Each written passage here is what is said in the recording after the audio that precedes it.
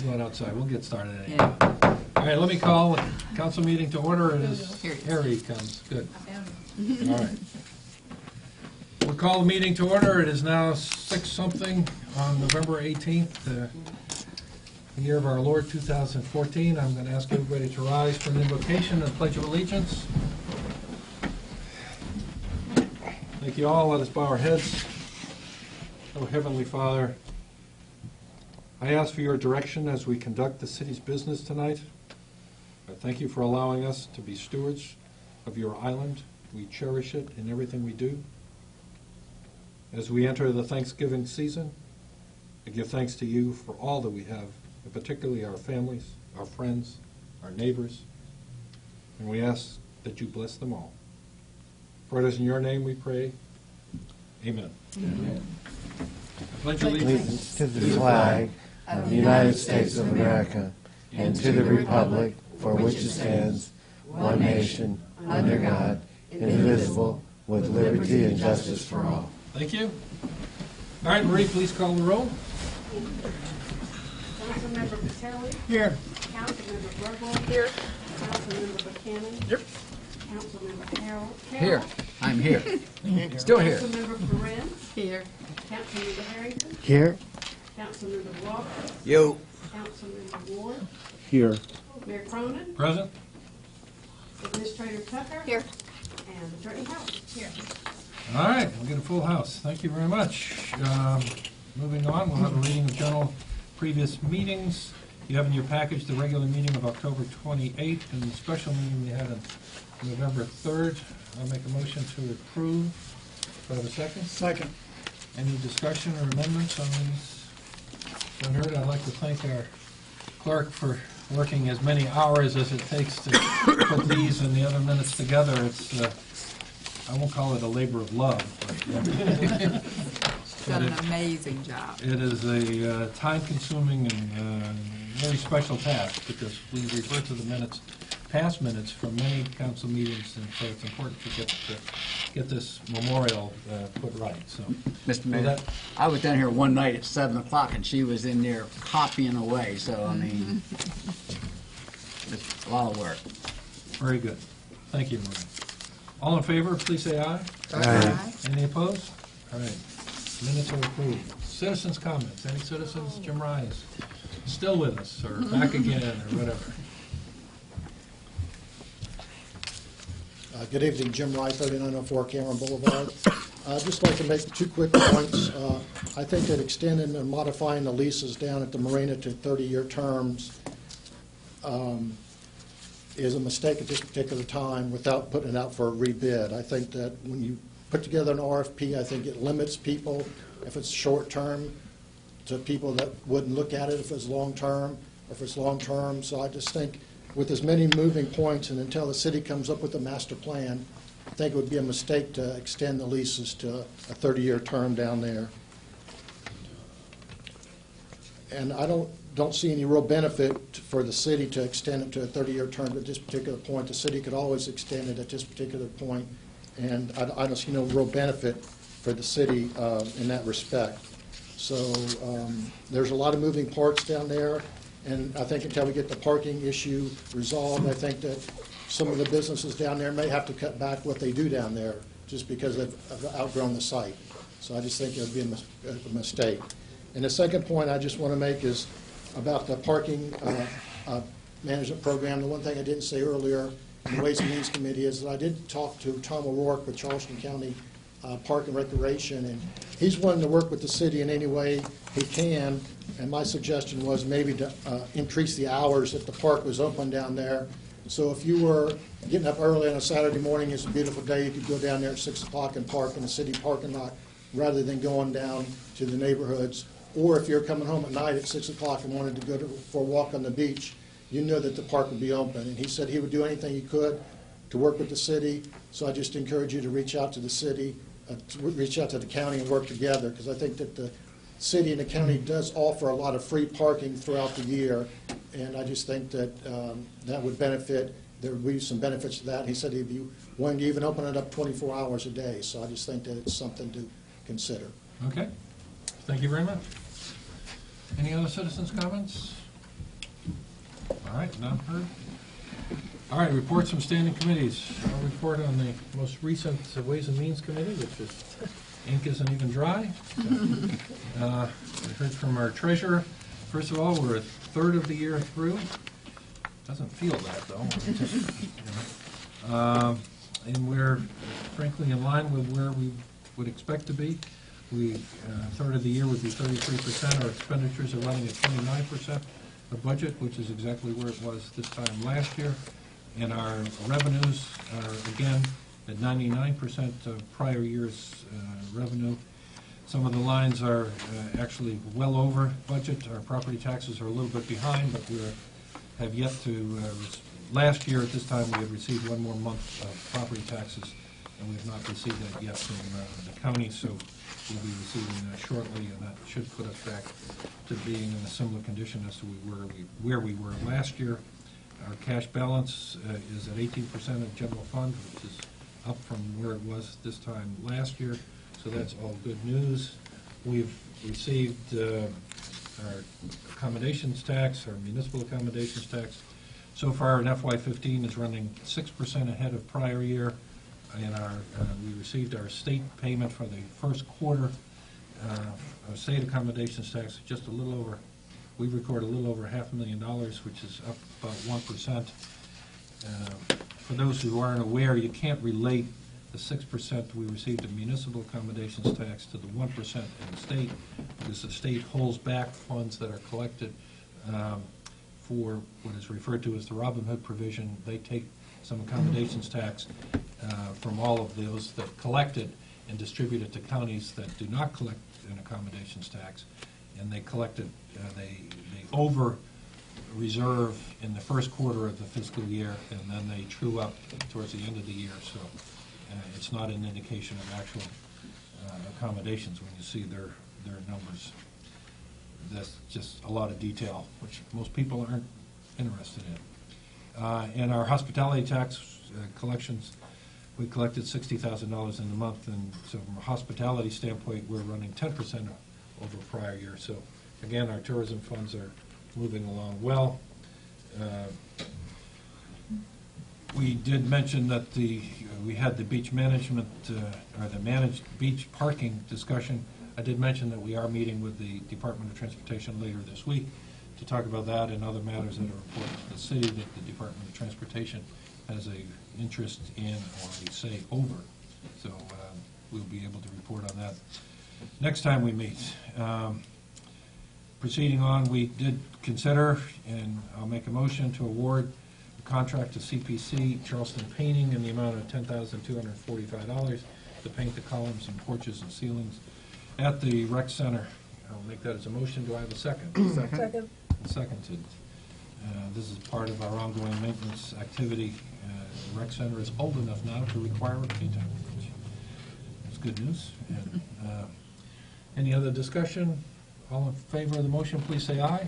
Aye. Any opposed? All right, motion carries. We then proceeded on to award a contract to Technology Solutions, which I'll make a motion to award a contract to the Technology Solutions not to exceed $6,900. And this is for a new server for the Rec Track system that the Rec Center uses to manage all of the attendees to all of our programs out there. So I'll make that as a motion. Do we have a second? Second. And seconded. Discussion on the server. All in favor of the motion, please say aye. Aye. Any opposed? All right, motion carries. Thank you. Third item was to award a contract to Empire Marketing Group in the amount of $2,500, again, part of the state contract pricing. This is to replace the ice machine at the rec center, which has given us its last cube.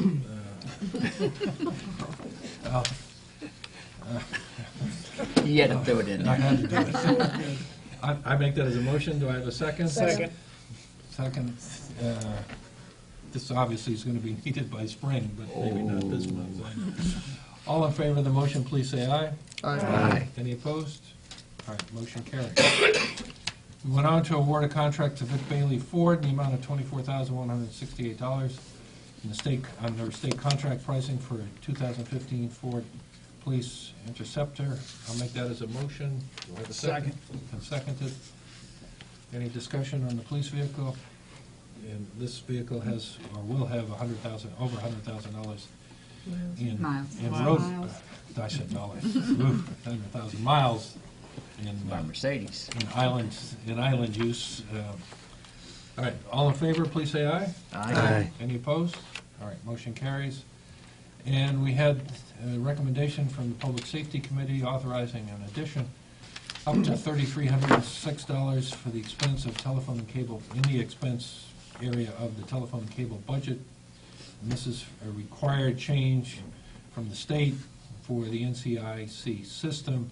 And this is dropping our T1 service to adding another monthly service. Getting T1. Getting T1, excuse Getting me. off of what we had. Okay, I'll make a motion that if necessary, we'll be expending up to that much more, depending on when they kick it in, correct? Second. Motion and seconded. Discussion? All in favor? I got one Please. question. I'm just, because I didn't get public safety minutes, so I couldn't read up on it.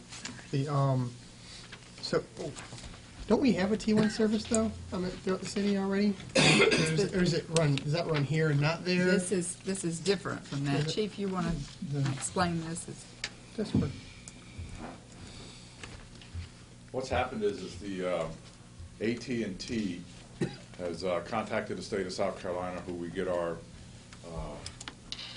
service provider for our NCIC hookup. We have what they call a frame relay at this point. AT&T has notified the state that they're doing away with this frame relay, and that everybody in the state has to go to a T1 line. So what you're seeing before you now is the monthly expense to go from a frame relay to a T1 line. And then they also notified me that the router that we have in place now is that it's end of life. Cisco is no longer going to support it, and if they don't support it, you can't get the updates that are required. Without the updates, it becomes a vulnerable system, and the NCIC, the state's not going to allow that to happen, so they informed us that that's got to be replaced as well.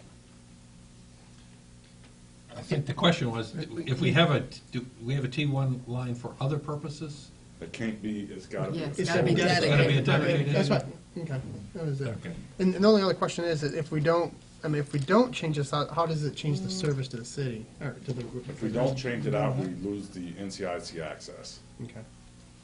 We will no longer have access to the service. And just for the public's, the NCIC access is to do background, or run the checks on, See if someone's wanted. and want it or whatever. Right, NCIC stands for National Crime Information Center. That's where we receive all the information for wanted persons, stolen articles, bolos that get put out. It's also our link for license checks, driver's license checks, vehicle license checks. It links us to every agency in the state and in the nation. So it's an essential part of your service. It's the backbone. Right. Okay, any other discussion? Yes. Jimmy? Since it's not in the budget, where's the money coming from? It will come out of the line item for telephone and cable in the operating budget. And, we may be over by the 3,306, was 33, right? Yeah, 33 and 6. Or if they do not implement, like, we're giving you the number based on if they get started and we have 7 months, 258 more than we anticipated. But if they don't make that, it could be less than 7 months, which might be a little more absorbable in the telephone and cable line item. So we could be over by 3,306, or it could be less than that. And we may have some savings in that line item just operationally that, we would be able to absorb it. There may be some savings. There may be, I don't know. I mean, How much money's in the line item? You have to look it up now. I'm not going to hold things up. But I appreciate your explanation on it. I rarely vote for anything that's not in the budget. But this is required.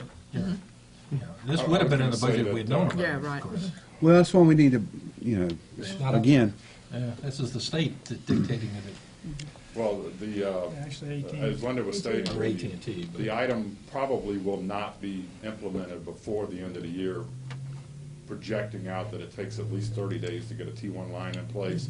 Even if the state can get it done quickly, with all the holidays and stuff that are coming up, I just don't see that occurring before the end of the year. Seems like an ambitious timeline as Yes. what it amounts to. But Chief, they did say the service was imminent, that it was going to be cut off. yeah, Chief, how could we have anticipated this, or they just sprung it on us? Was there any previous discussion about this? I think that's the best way to phrase it. They just sprang it on us because there was no way to anticipate that they were going to, that AT&T was going to drop the frame relay service. I guess if I would have had an inside to AT&T, I could have heard that they might have been doing that, but Thanks, Marty. Marty, who did you work for? In my defense, If you had been there. I work for Bell South, and frame relay is an old technology that I was managing projects on Oh, really? 15 years ago. Pretty dated.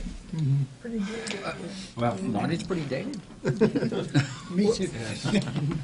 any It's other discussion? just, it's page 16, line 81 in the orange budget. Okay. All in favor of the motion, please say aye. Aye. Any opposed? All right, motion carries. Thank you all. We went on to consider the fact that the budgeted rescue truck bid came in well over budget, so we are not accepting the bid, and we're going to rebid it with different schedule and terms, and hopefully we'll get more bidders and one that is closer to our budget. So that's going to be rebid. We also went on to ask the city attorney to craft an ordinance dealing with hospitality tax, which will allow an organization that has been collecting but not remitting hospitality tax, allow the city to revoke its business license. I'd like to make that in the form of a motion. All right, we'll make that as a motion, so, Second. seconded. So that's not going to be in the hands of the attorney if we approve it, so. All in favor of the motion, please say aye. Aye. Any opposed? All right, motion carries. And then we concluded the meeting about 20 minutes ago. Any other questions? All right. In your package, you've now received the public safety, on your desk, you received the Public Safety and Public Works Committee meeting minutes. I know you haven't had a chance to read it, since you were so riveted by the conversation and presentation on Ways and Means. However, Marty's going to do well to summarize it. I made up a quick report here. Public Safety Committee held its meeting Thursday, November 6th. Under old business, Chief Buchanan reported that there are new signs in place at Waterway and 25th. These signs are under the stop signs, which are on Waterway, and say cross traffic does not stop. And we'll see if that helps some. Under new business, we discussed the city's noise ordinance, how it works, that. We discussed the kennels, and what we decided on the kennels is we're not taking action this time. We have heat in there. There are beds for the animals. We'll continue to monitor that as it is by animal control. We discussed the city's Ebola protocol. You might be interested to know that the city does have a protocol in case of any suspected Ebola, which we're hoping we do not have. We discussed the change in AT&T's technology as far as NCIC and the state goes, which we just acted on, and we voted to approve the Ford sedan police interceptor. We did that in Ways and Means, as part of Ways and Means report. The fire department,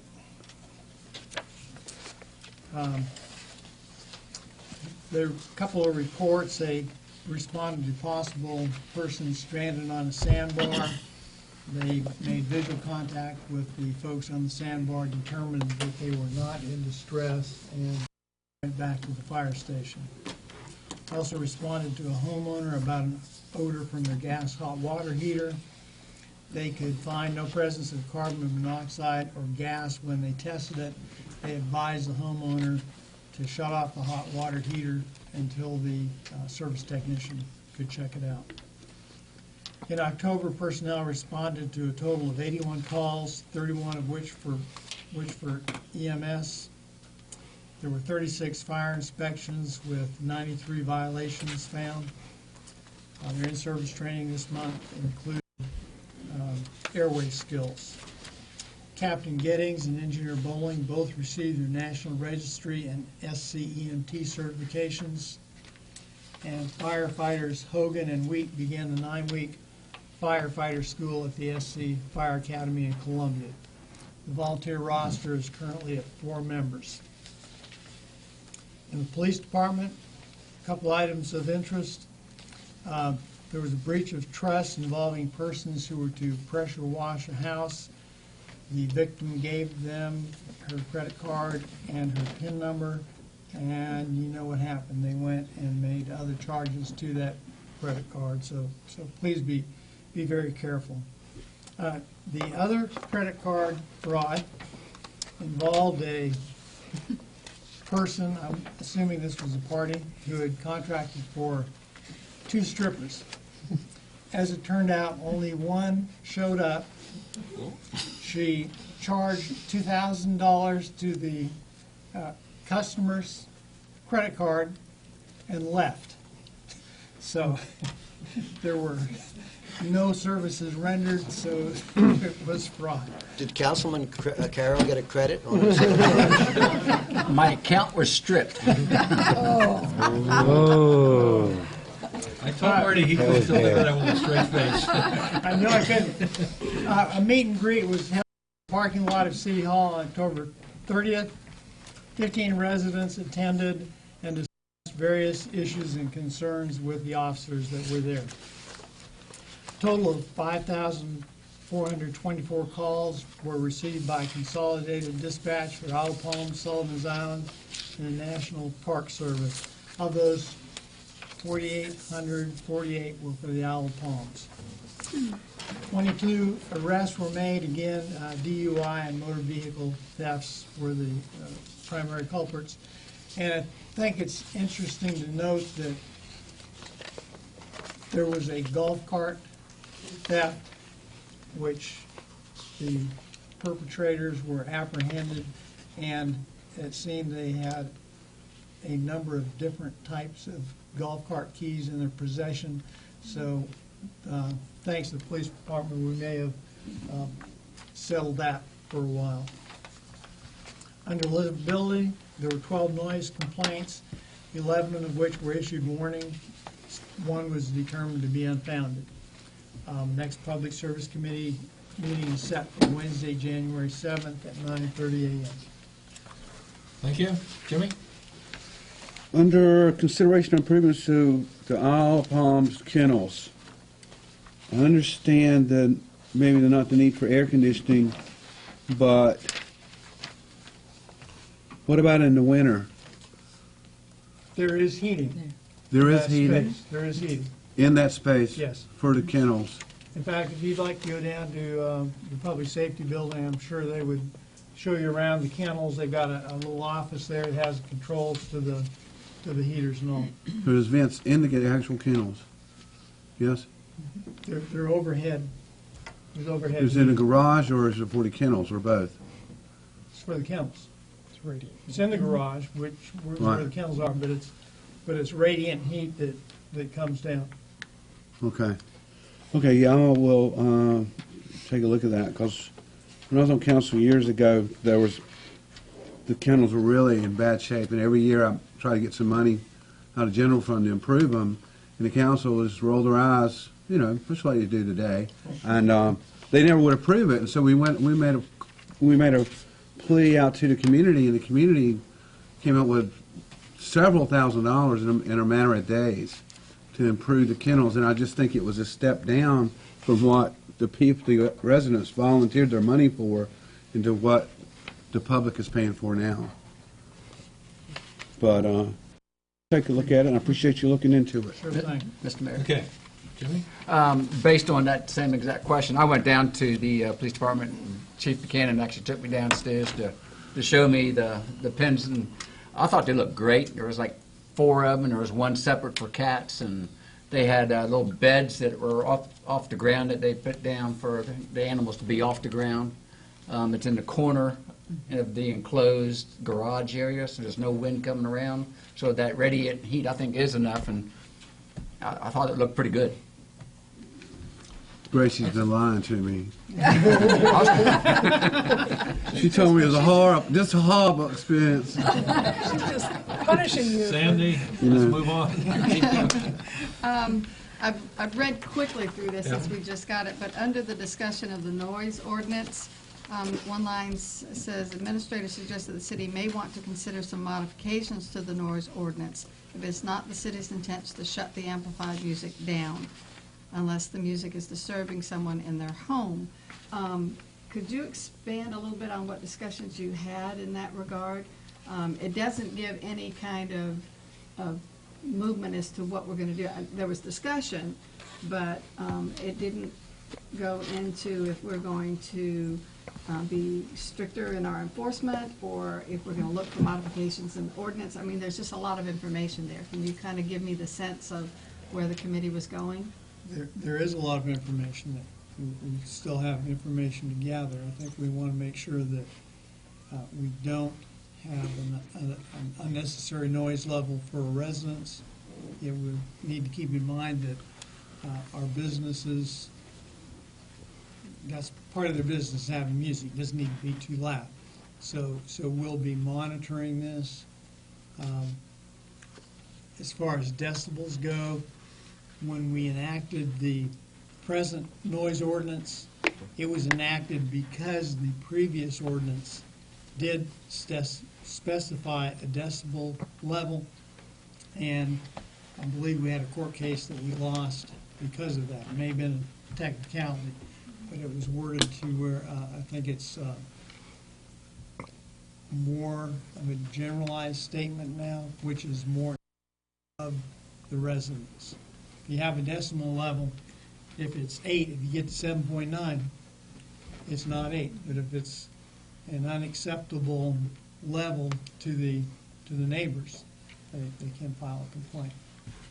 But our ordinance does state that it cannot be amplified. In a public In a place. public place. Public place. May I just add to that? I think that the Public Safety Committee, as well as council, will be hearing further from the city attorney and some suggested modifications to the noise ordinance. So there will be more to come with regard to this. And that dialogue that is talked about in the last Public Safety Committee meeting really was dealing with the fact that we have a number of venues throughout the island that have amplified music out of doors. And so the question becomes whether or not those are considered public places in the interpretation or not, and whether or not it's the city's intent that those all be shut down because of that. I think that the city attorney has some advice that she's going to be coming forward with, and some suggested changes that the Public Safety Committee will be hearing, and then ultimately council. So we'll be dealing with those moving forward into January. They do not affect the current situation that we have been dealing with related to some complaints. And the other part of the ordinance that states it cannot disturb the repose of a resident within their home. So that would be public, private, or doesn't matter. If there is Correct. noise, it is disturbing the repose of a resident within their home. Now, does it also include, is it within the home or is it within the property? Can it be outside? Can it be inside? Or do we not have that? I think that Okay. there's just more to come to get all those questions Okay. dealt with and answered. Okay? One quick question. Since this was brought to our attention, and I guess it was at the Real Property Committee, has there been any more complaints? There have been no police responses. We did have a complaint. I think I copied you all on some communications or And I'd have to look back to see whether I copied everybody or just the real property committee. But we had a complaint. The suggestion was that it was the same violator as before, but in doing and it wasn't a police complaint, it was just a complaint that came to me. And doing the forensics on it, it turned out that that was not the source, that it was actually another source operating out of the marina site, and, we have made them aware of the noise ordinance. In addition, we have made the nearby Goat Island business that does have sometimes outdoor music aware of the city's ordinance and also Charleston County. So we're doing everything that we can to be proactive to make sure that people are aware of what the rules are and are not disturbing anyone in their homes. But since we have an audience here, and since this will be captured for the record, it is extremely important when these things are happening for people to pick up the phone and either call the livability hotline or call the police department. If they don't wish to call 911, reach out to someone, because otherwise it cripples the city from having the appropriate documentation that it needs in order to move forward with effecting change. So I would just encourage people, do not feel reluctant to do that, because if I don't have that data, it makes it extremely hard to take any kind of action to correct the problem. Okay. Michael? Linda, I was going to, curious about the Goat Island situation, since it's not our jurisdiction. What would happen if there was a violation? Would we have Charleston County Sheriff follow up on the complaint and issue a ticket or whatever? Charleston County's law enforcement would respond, that's correct. Okay. And it'd have to be a violation of Charleston County. So Right, not ours. correct. Well, if they're disturbing someone in their dwelling, that becomes a violation of the ordinance. Well, if it says so in They're their outside our laws, jurisdiction. not in our, their laws might be different than ours. Yeah, you have to look at what their noise ordinance says. Okay, thank you. Okay, let's move on to hear from Public Works, please. Kenny. Public Works Committee met 5:30 p.m. Wednesday, November 5th, 2014. All committee members were in attendance. Departmental reports for October. Director Pitts reported Public Works personnel will finish fall cleaning the beach access pass by the end of November. Vehicle maintenance was down for the month, but the director expects a large bill for the repair of the flatbed that was down for the entire month. October yard debris was up and garbage was down.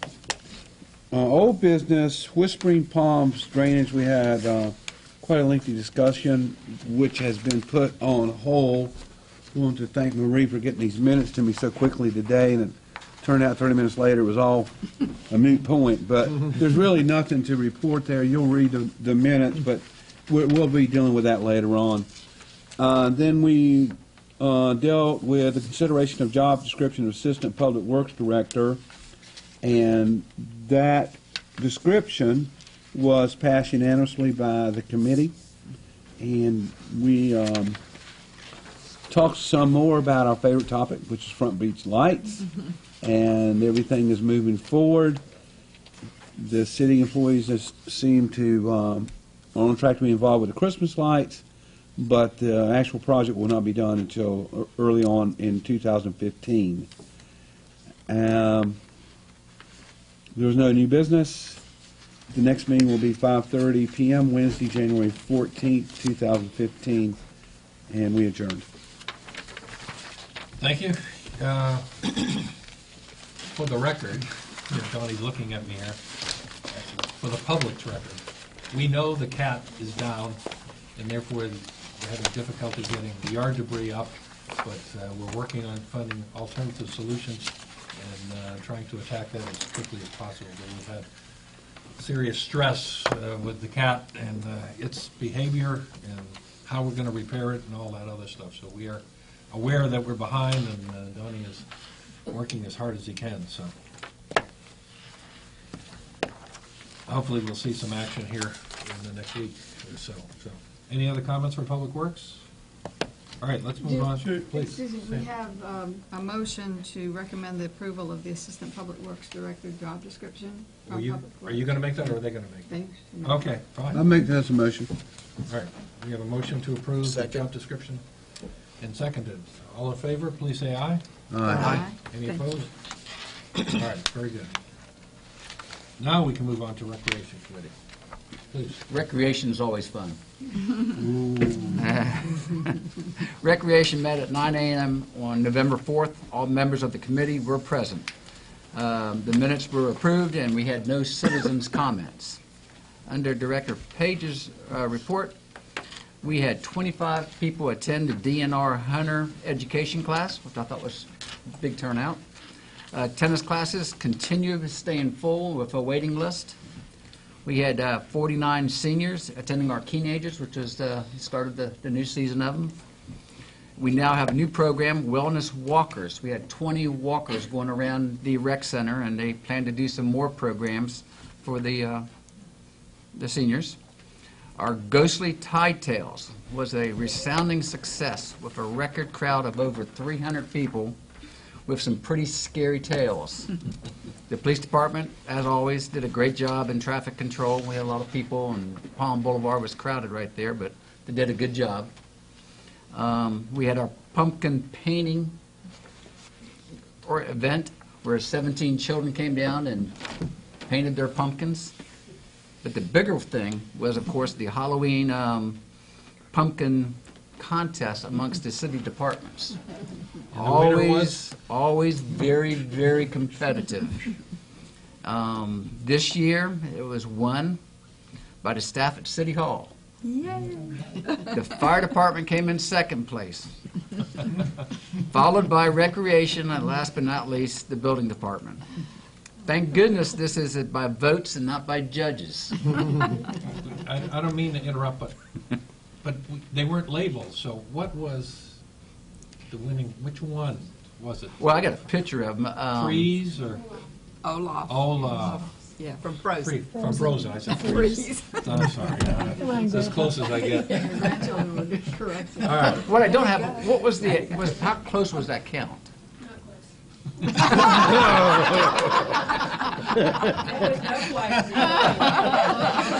should ask who counted. No, I'm not going to go any further than that. The Halloween Carnival was a great success also with over 800 kids and adults. I don't know about everybody here, but I had no trick-or-treaters at my house on Tabby Lane, so I think y'all wore them out at the rec center. The rec center had a holiday craft workshop this past Thursday, and then we have some upcoming events. The Holiday Street Festival on Saturday, December 6th, 2 until 7, complete with food from local restaurants and clubs. We'll have carnival rides, jump castles. Entertainment includes local celebrity Elise Testone, who is a top contender of American Idol with songs from her latest album, In This Life. And most importantly, Santa Claus is coming to town. Everybody better be ready. Basketball, soccer, volleyball teams are going strong. Our recently completed multi-purpose field is looking great. It's not ready to play on as for the main field, but we are allowing adult softball to play. And the reason we made that decision is we figured we only have 3 adult outfielders on the field. There's not a lot of wear and tear, so we did a good job on that. Youth basketball registration runs through November 7th, and Spike Nights will soon be starting. Staff has been great. The gym floor will be relined during the November 24th week, and the infamous white line fever is over for 2014. I'm sorry. There is no old business. We've talked about the porch painting. We've talked about the ice machine. We've talked about the rec track. We discussed the message board and are investigating different sign designs.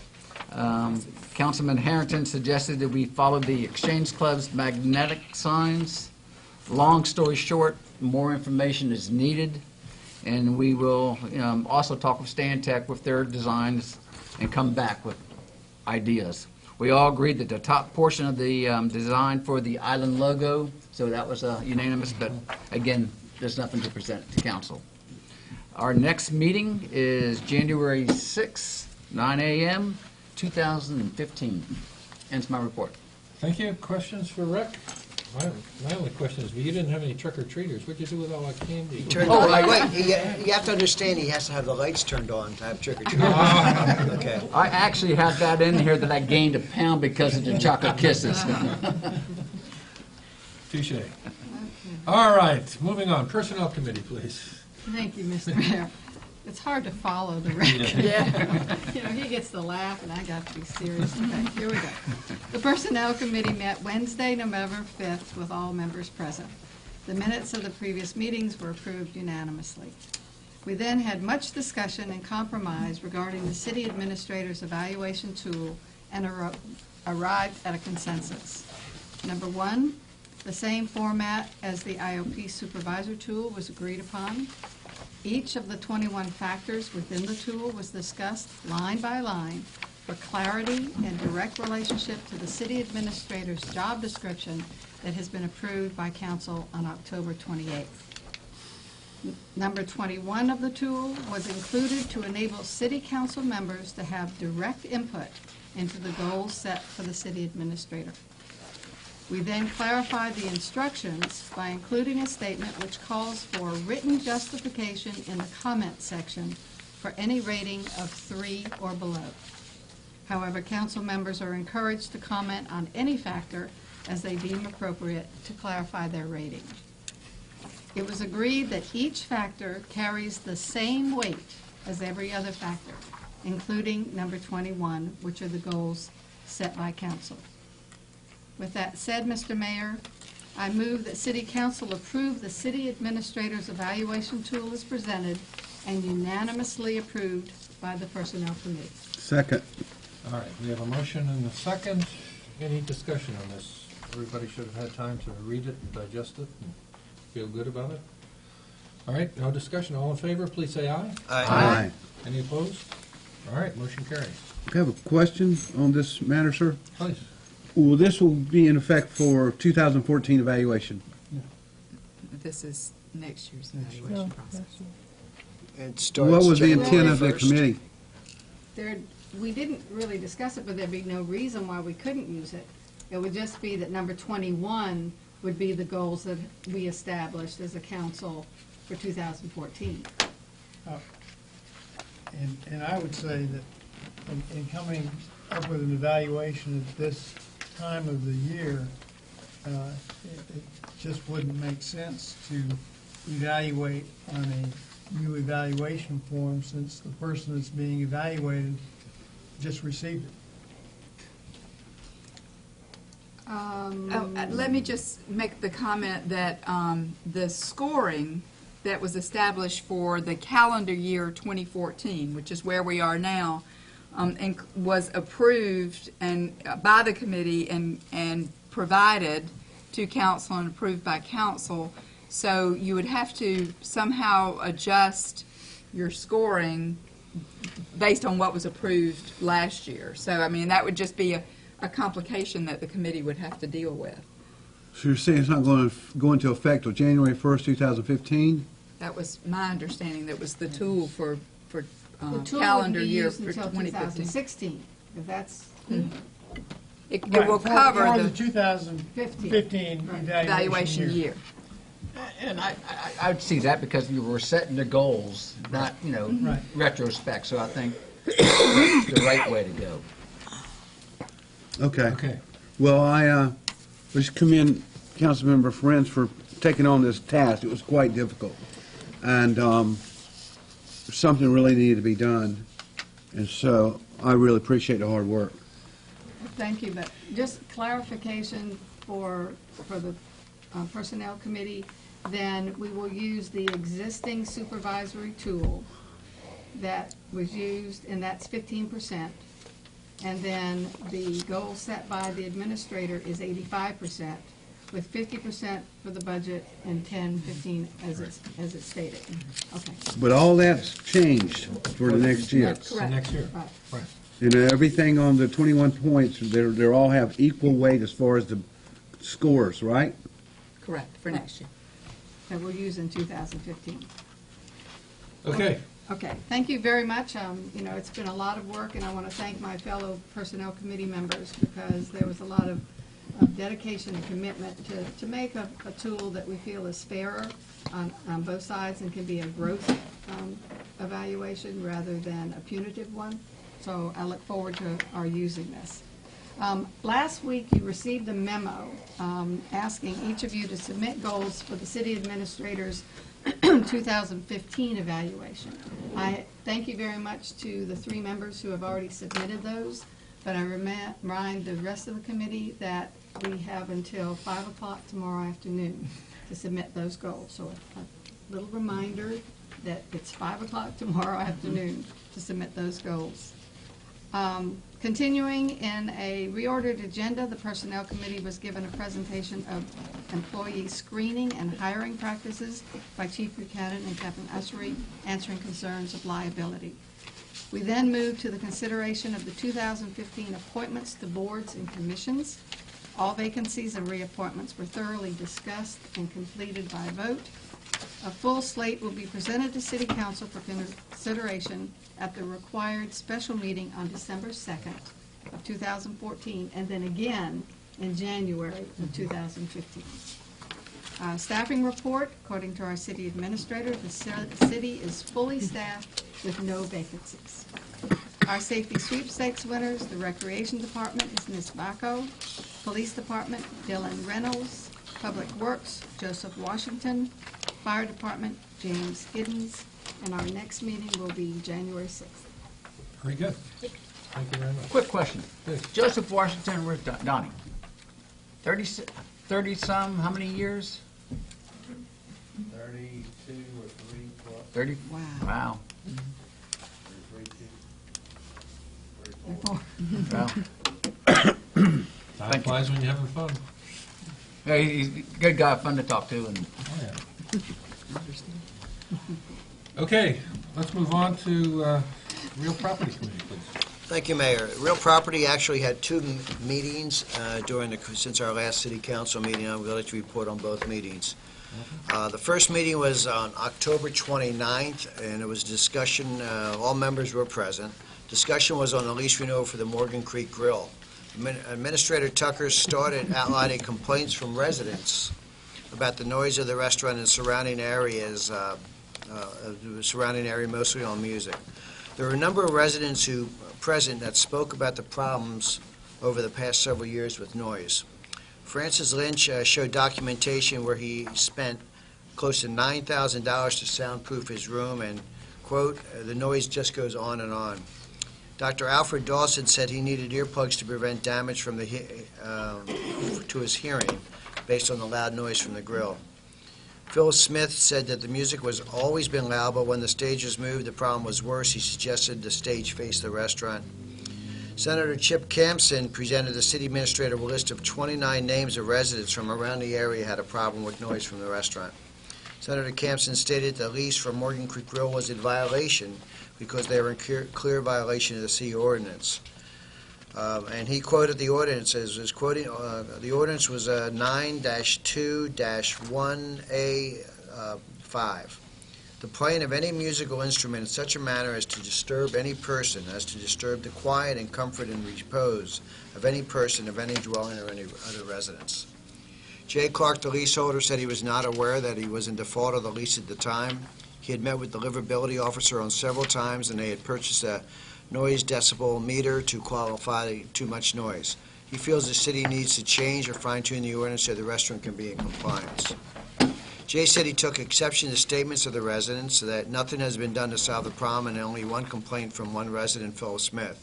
At the point, most residents objected to Mr. Clark's statement. I brought up the city also had a problem during the lease negotiation. The city also had a problem with the rent not being paid on several years during the winter months. Mr. Clark said his business struggled during hard economic times and that he always paid the rent with substantial late fees. Mr. Lynch addressed the committee again, saying that he was called the restaurant 20 to 30 times and was always told they would take care of the noise. Senator Campson expressed that he and his wife had called many occasions, and he felt that the residents that we could decide with a reasonable amount of noise coming from the restaurant, not Mr. Clark. Senator Kempson also asked for changes to the lease include noise as part of the lease. A motion was taken to extend the lease until December 31st to allow the grill to address the noise problems and not be in default, and it was passed unanimously. Other discussion for the meeting was focused on lease renewal for the Marina Outpost and Marina Joint Ventures. Brian Barrigan, the leaseholder, and consultant John Schaefer presented a new plan for the parking lot and dry stack conceptual layout. The new layout would increase capacity for the marina parking from 100 cars and 60 boats to 114 cars, 17 boats, and 31 flex spaces. It would also improve the traffic flow of the marina. Administrator Tucker asked how the parking lot upgrade would cost, and Mr. Schaefer said approximately $1.1 million. Attorney Gray Taylor and Brian Barrigan presented a proposed lease amendments, which said it would add additional 20 years of lease for a total of 30 years. They said it would also finance the parking lot upgrades in exchange for a rate amendment for 7 years. There's much discussion on how to pay for the parking lot upgrade.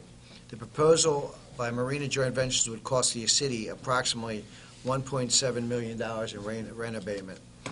Councilman Buchanan felt that in order for the city to go over the annual capital replacement of items, that there should be a 30-year lease. The discussion of a yearly increase of the rent was with Attorney Terrell wanting a straight dollar amount opposed to a CPI increase was also.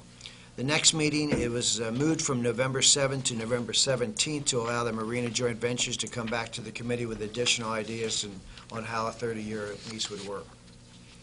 And the meeting yesterday, which there was not a lot of notes, I don't have the benefit of Marie helping me out. But anyway, all members of the committee were present. Summary of the meeting is Jay Clark talked to them about a meeting with the mayor and city administrator and has agreed not to have any amplified music outside the restaurant. He apologized if there was a problem, and he said the noise problem was resolved. He asked that the committee find the grill in compliance with the lease and extend his lease for the next 5 years. Under old business, the Marina Outpost lease was discussed with Brian Berrigan and Attorney Gray Trailer. They presented some changes to the lease from October 29th. Everyone received a copy of that, but just to talk about some of the key city impacts, the bulkhead, the storage tanks, the docks are asset of the city and would be under the city's responsibility. The city would remain responsibility of the payment of the dock insurance.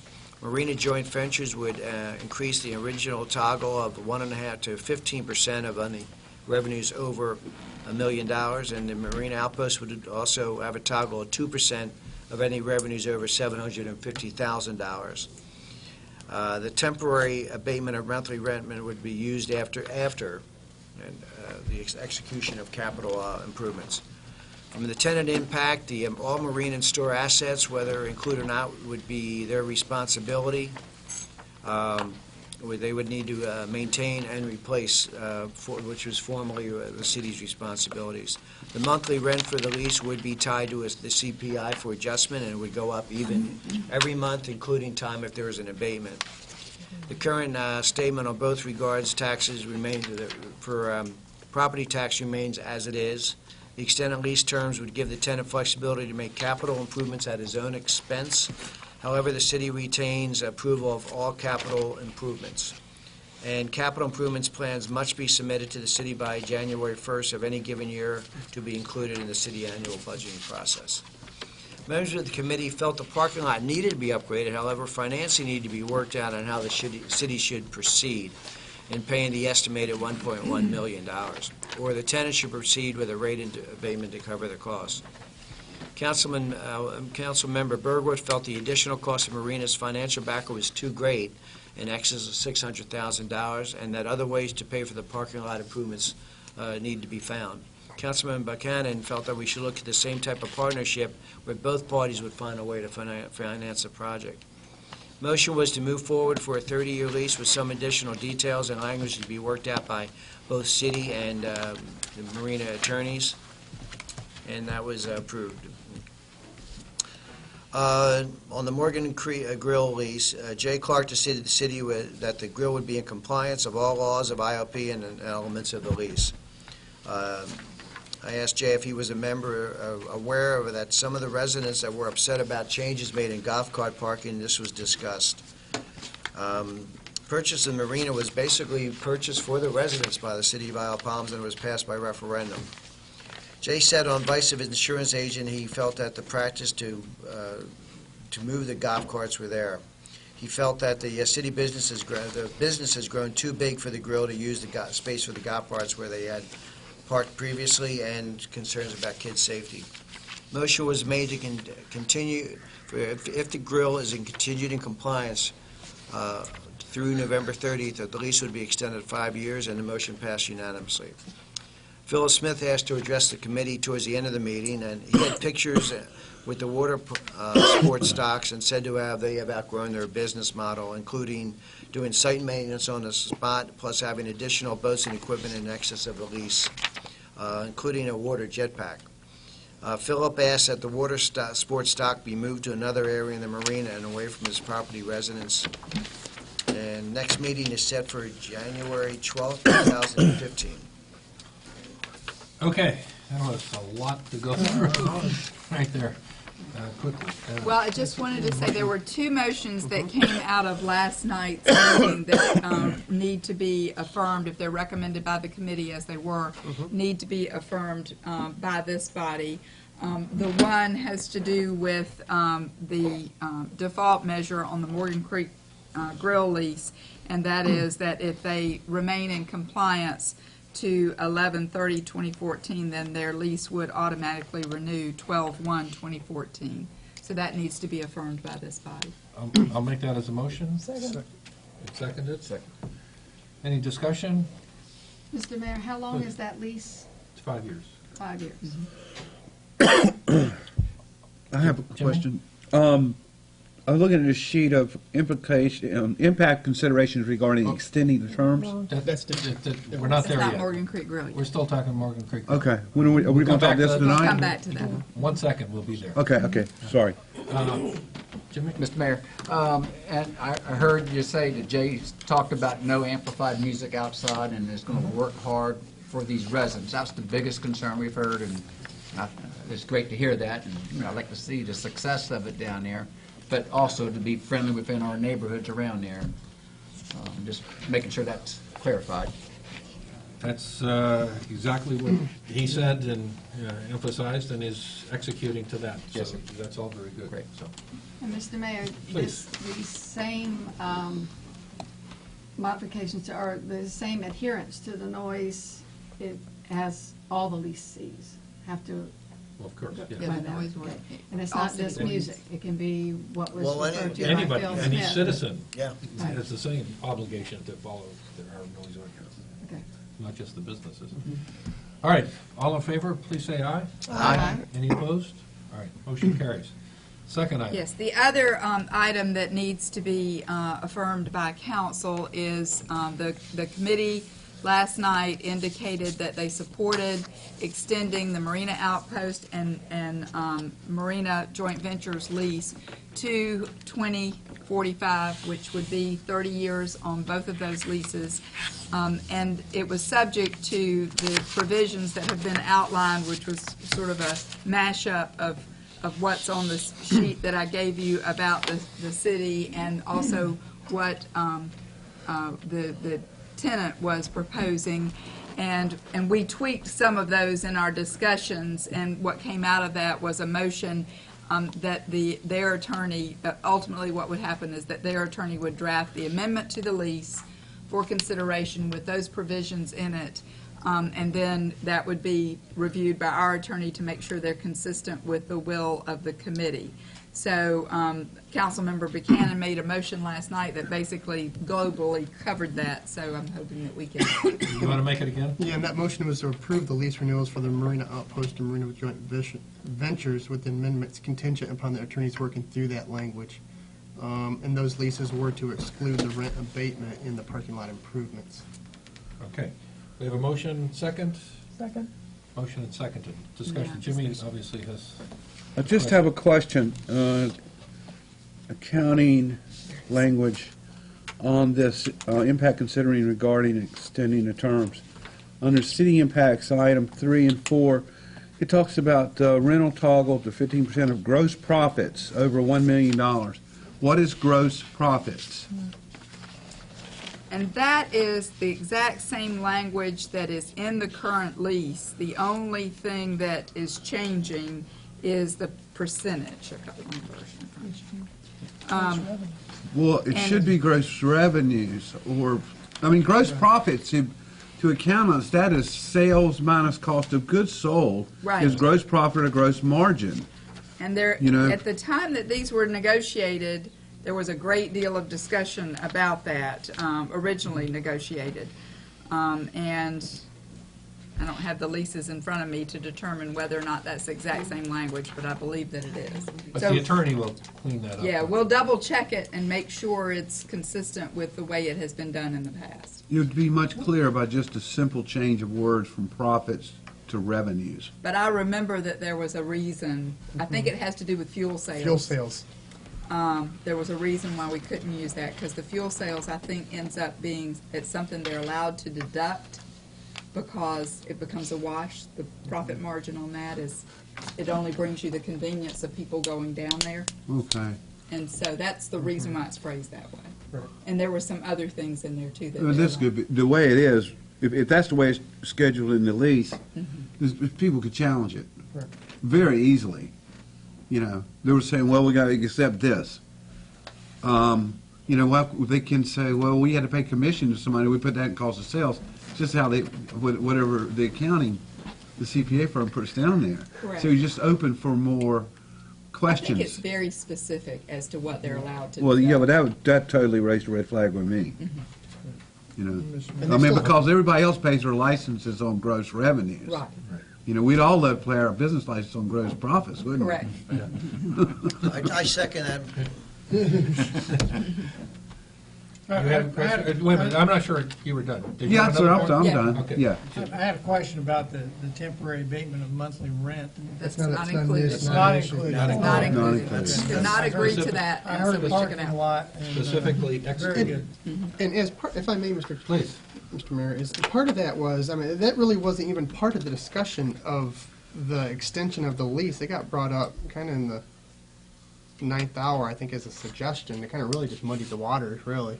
But I think with the lease going forward, I mean, and basically that was the intent of the extension, was because we have hundreds of thousands of dollars of improvements that need to be done down there, and we were trying to find a ways to take it out of the city's expense, and Right. this is the best way. Any other type of improvements down there will be, I still have to come before the committee and council. Anything over $100,000 material. Jimmy, you had your... Yes, sir, Mr. Mayor. I have a lot of questions on the city impacts. And I look at the city of Charleston owning the downtown marina, and I believe it's the beach company that has the lease on there, and I'm not sure if it's 25 or 30 or 50 I years. think it's 99. 99, but, you know, I agree with doing a long-term lease, but I also feel that when we do a long-term lease, it gives the leasee a right to invest monies, and he knows it's going to happen for a long period of time. I look at here at the underground storage tanks, I look at the docks, and, you know, I don't know why we should be responsible for those items on a long-term lease. You want to talk to the dock, I mean, the tanks are ours because of environmental issues. Right. Even because that property is ours, that even if we were to be able to get rid of the expense of replacing them, if anything were to happen, we would still have, you know, liability for the tanks. I think that if we went back, and I'm speculating here, but on both the docks and the underground storage tanks and the bulkhead, some of the bigger ticket items, I think if we went back to the, I don't think they would accept the deal. I don't think the money. No, they couldn't afford it. It's, And then the other, you know, I think they were talking about building the high-rise dry stack, and, you know, I hear nothing but complaints about Intercoastal Court and 41st Avenue and parking, and I do think we're kind of outgrowing that location, and we're trying to Well, that's not on the issue at all. Well, but- Well, we would have approval of that Right, at some correct. point. If that comes up, They can't- we would they can't decide do on anything. whether to move They can't do anything. Yeah, and I just look at, we bought that thing as a referendum for the residents, file upon, so we could guarantee that our residents have water access down there. And I see it almost becoming beyond the residents. And of course, we want everybody to make a profit down there, but at the same time, I think it's really starting to be a major impact financially to the city when we're barely making ends meet the way it is. So those are my Okay. suggestions or Sandy? comments. I have two questions.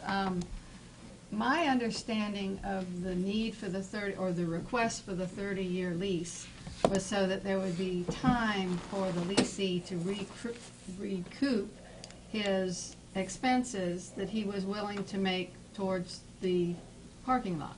No. Not the parking lot. Well, I thought we were looking at, he came forward saying if he was going to invest $1.1 million and take a loan out for $1.1 million, he needed to have time to be able to recoup those monies and to be able to get a loan long enough. My question is, with that off the table, and also I agree that the abatement of the rent should be off the table, what are we getting? What is the city and the city residents getting for a 30-year lease? Well, We've discussed this all through the budget session as Yeah. well. I mean, and as well as through the meetings, is the city has to go through, right, this year, we're supposed to have replaced a non-operational cooler down there. $90,000. And then, I mean, there were hundreds of thousands of dollars. That was the whole reason. People were upset about the fact that the city was gonna have to start paying to start replacing all this equipment.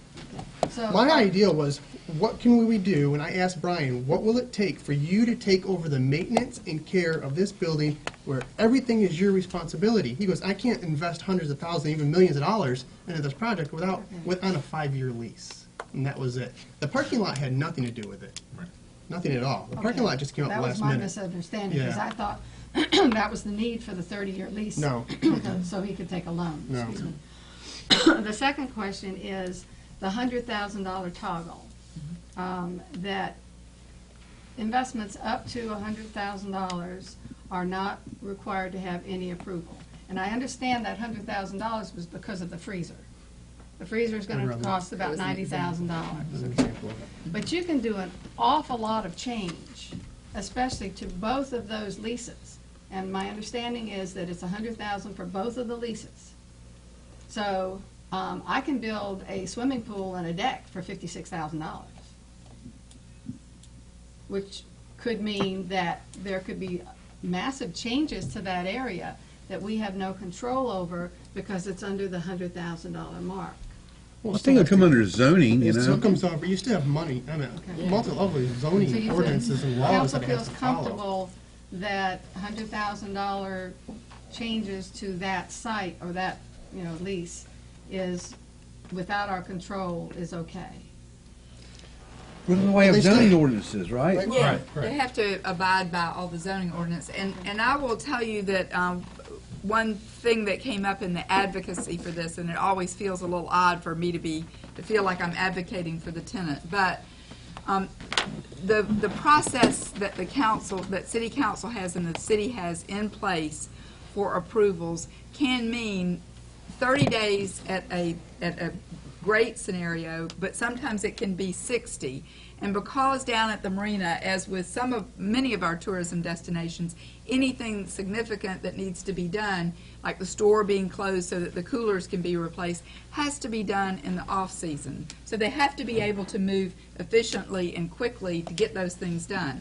So, I think that what the committee discussed was a requirement for notification on the less than $100,000. So, we'd be made aware, but not an approval process. And then anything over $100,000 would require it to come before the Real Property Committee and Council for approval. So the goal of the under $100,000 was so that they could kind of be nimble in getting things done, particularly during the off-season. And prices, holding people to their prices for 30 days. Jim, Going back to, and I guess I need an education on the dock standard. Forget the gas tanks in the ground. I understand that. I've heard about the docks being realigned and reconfigured. And as a marina owner myself, it's very, very expensive, especially for a marina like that with large yachts. So we're going to take on those costs to reconfigure. We have them now. I mean, but We have them now. That's always been our But liability. that's- That's always been our liability. so we're going to reconfigure the docks for a tenant. We're not going for to, the city. we haven't Yeah. approved to do anything Right. currently. The docks are going to need to be replaced at That's some point in time. The point I'm trying to get to And is, when that happens, if it makes better sense for them to be in a more efficient configuration, then that should be done as well. But, you know, that is currently the city's responsibility and just remains the city's responsibility under this scenario. but still, again, just to kind of keep on clarifying, and you seem to know about the city of Charleston, whose responsibility is it for the city of Charleston and the beach company and those docks? Is it the city of Charleston or is it the tenant? I don't know the answer to that question. I do know that we recently learned, and this was interesting and new to me, I recently learned that the boating infrastructure grant, which as you all know, we talked about and tried to do one of those, I want to say it was last year about this time, but with those grants, the entity getting the grant has to fund 100% of it and get reimbursed 50%, and the city couldn't afford it. I recently found out that under the scenario like the city of Charleston has with a long-term tenant, they are actually eligible to receive those funds. The tenant is. So, you know, I don't know if a 30-year lease does it, but in their scenario, that's how those docks at the city got improved with boating infrastructure grants. Those grants actually went to the organization. We say it's the beach company, but it is Right, it's a different entity, name, right. but entity that was formed. So, so that's where I'm coming from, is this, you know, I like the idea of the tenant having a long-term lease. I like the idea of the tenant taking on all the expenses, triple net, including the docks, excluding the gas tanks. Okay. One last Sandy. question. I noticed, Mike, that on your agenda for last night's meeting, there was an executive session. Is there any information that the rest of the council needs to know from that executive session? My advice would be, if you guys would like to hear that, We would that have we to go would into need to make a executive motion to go into executive session, which I Well, think We can do that. the mayor's got but some it- language there. Is it, do you think it's worthwhile? I mean, I think those that were in attendance. No. No, okay. But could I make a motion, amendment to the motion? What- This lease to include the docks being the tenant's responsibility in this 30-year lease.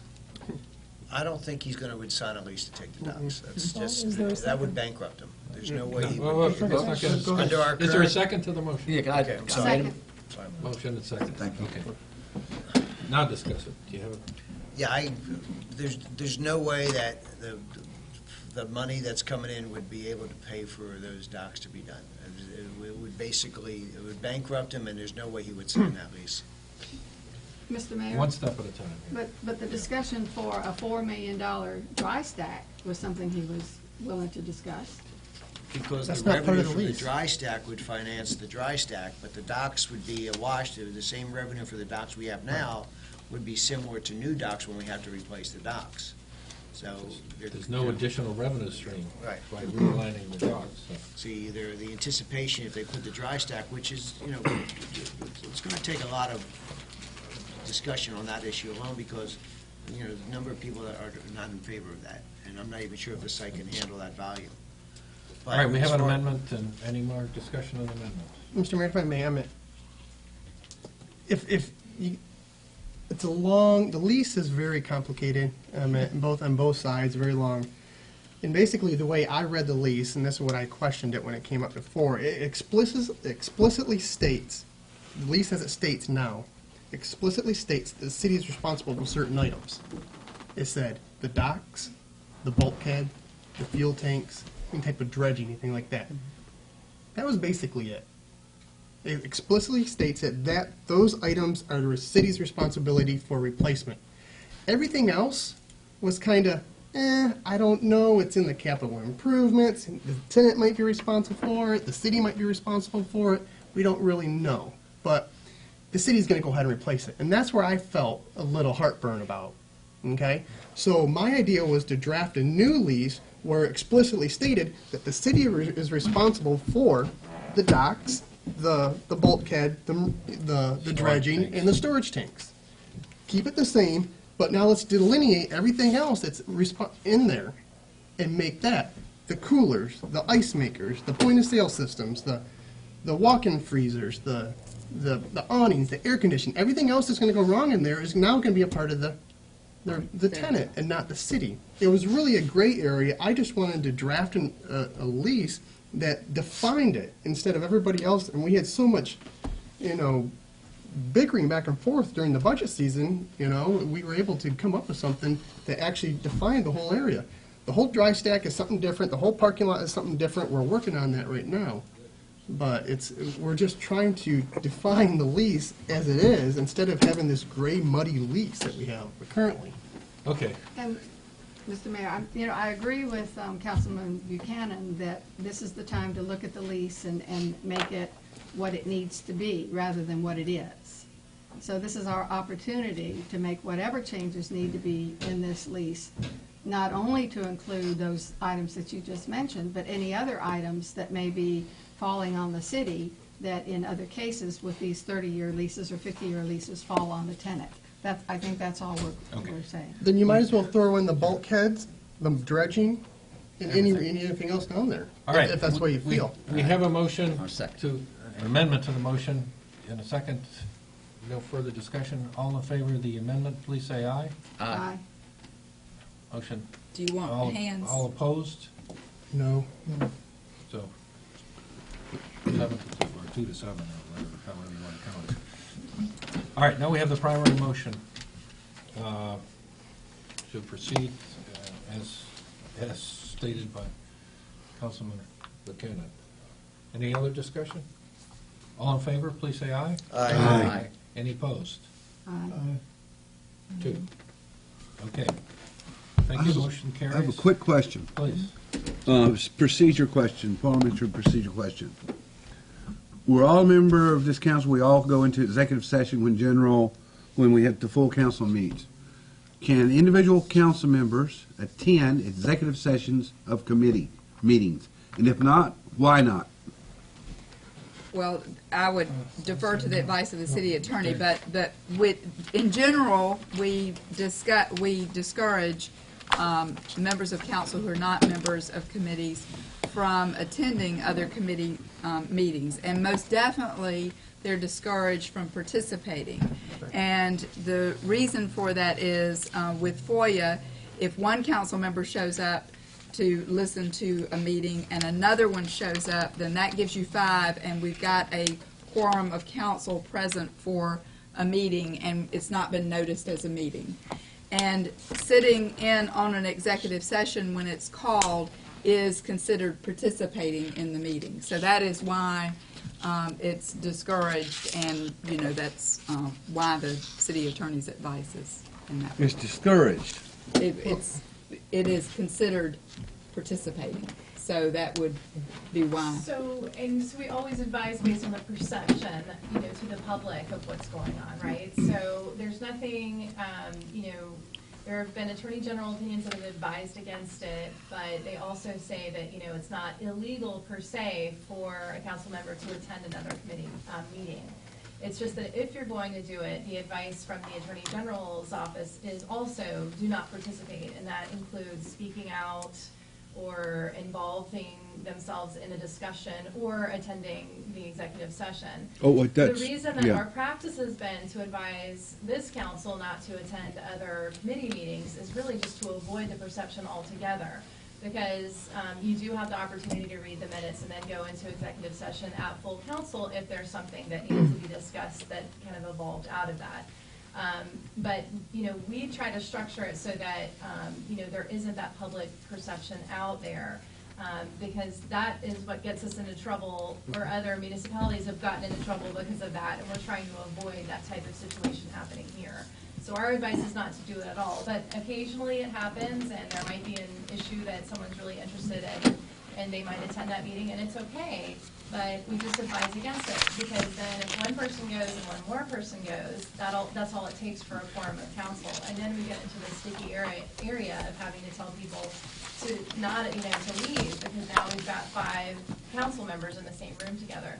And that's even heightened when you go into executive session, because nothing's on the record. It's, no one ever knows. And so the public perception is there were 5 council members in that executive session, and that's all they know. So that's what makes it, just a gray area as far as the public perception goes that we want to try to avoid. So it's a gray area.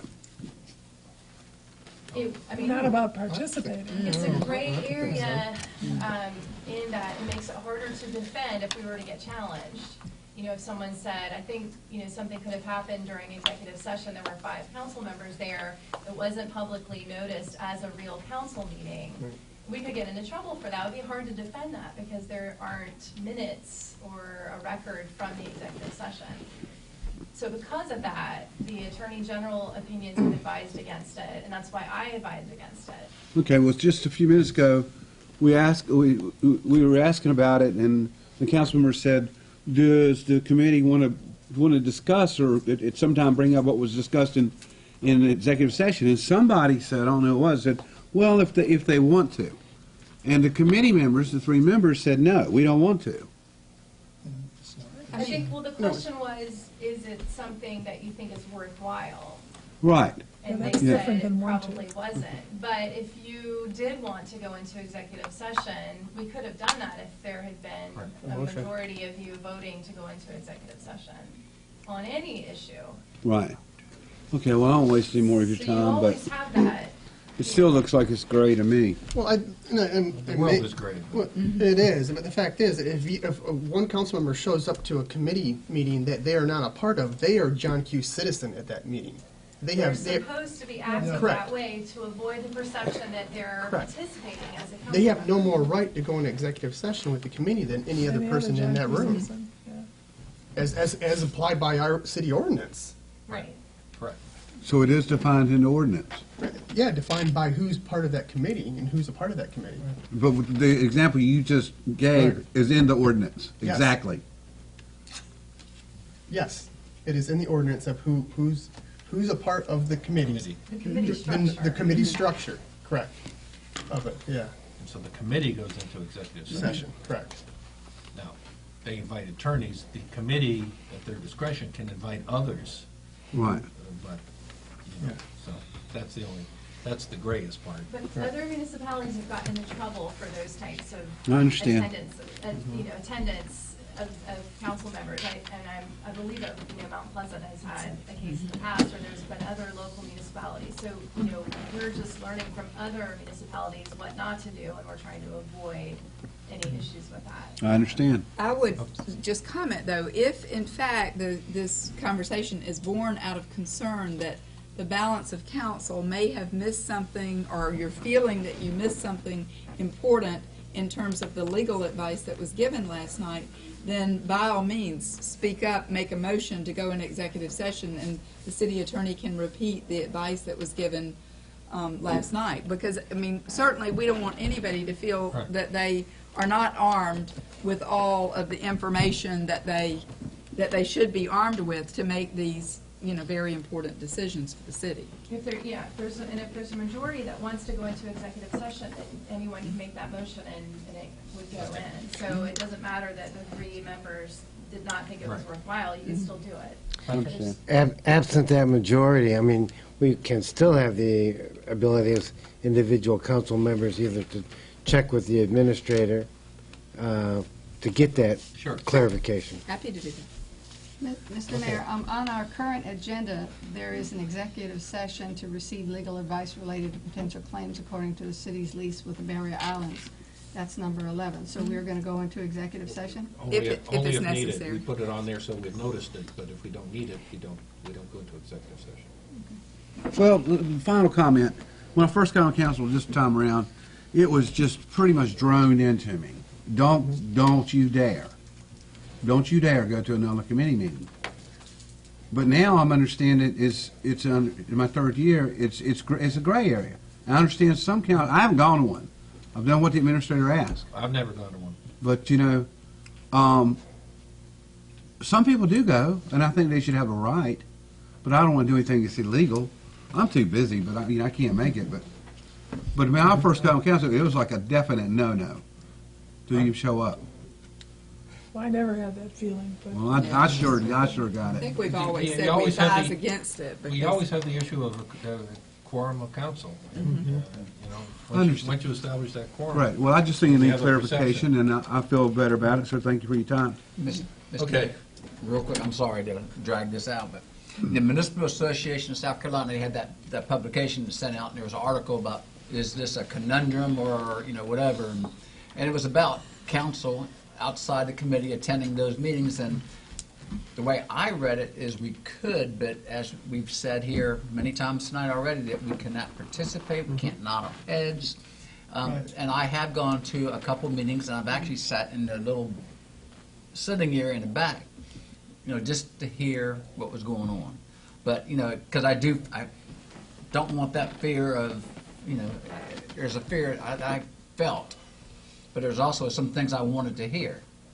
So, again, I was going by the Municipal Association of South Carolina, kind of said that you're allowed to do it, but you just got to be real careful not to be involved in any sort, fashion, nodding your head or anything. Even if you take that posture, there's always the perception that your presence, when Right. someone can challenge, Right. he was there.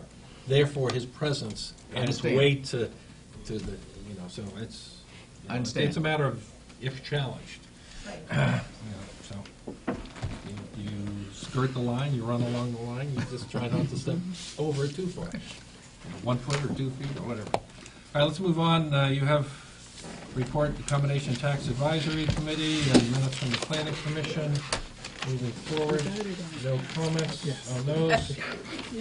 I didn't get planning commission minutes. I didn't either.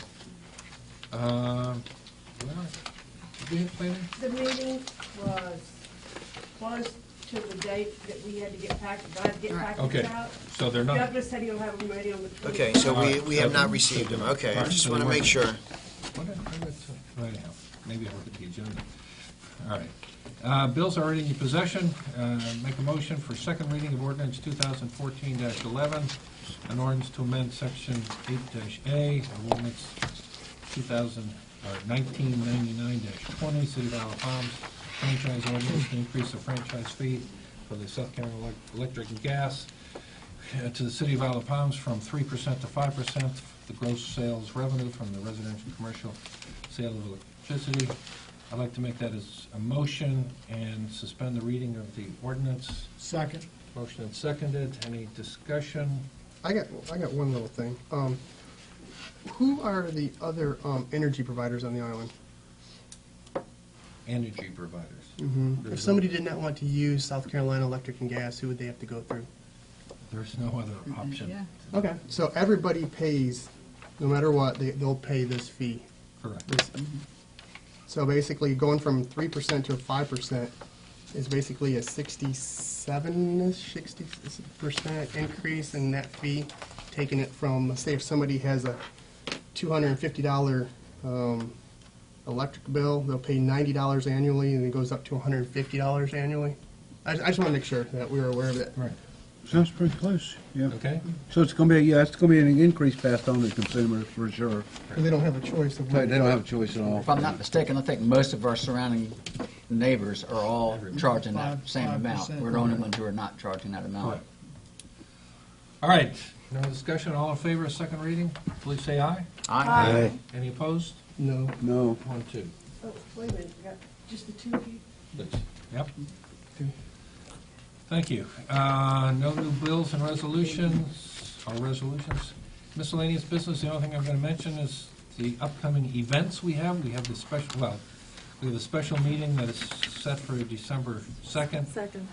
For the 3:30, we will have, not only we will have a discussion on the parking management program, but we will have, I'm hoping, first reading of an ordinance relative to refinancing the rec bond. So that will be coming forward. And if it moves well, with the, et cetera, we'll have second reading in when we have our meeting in January.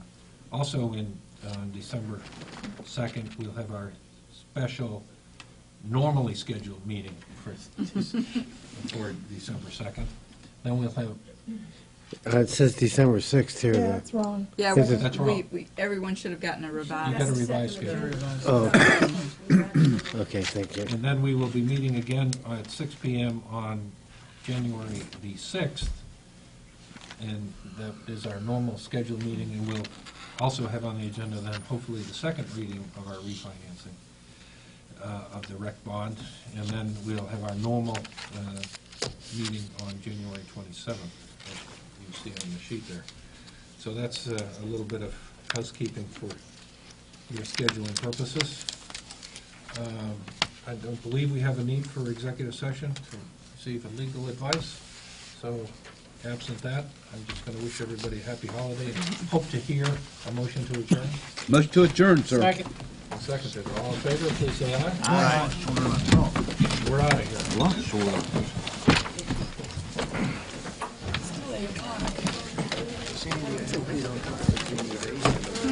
Hello?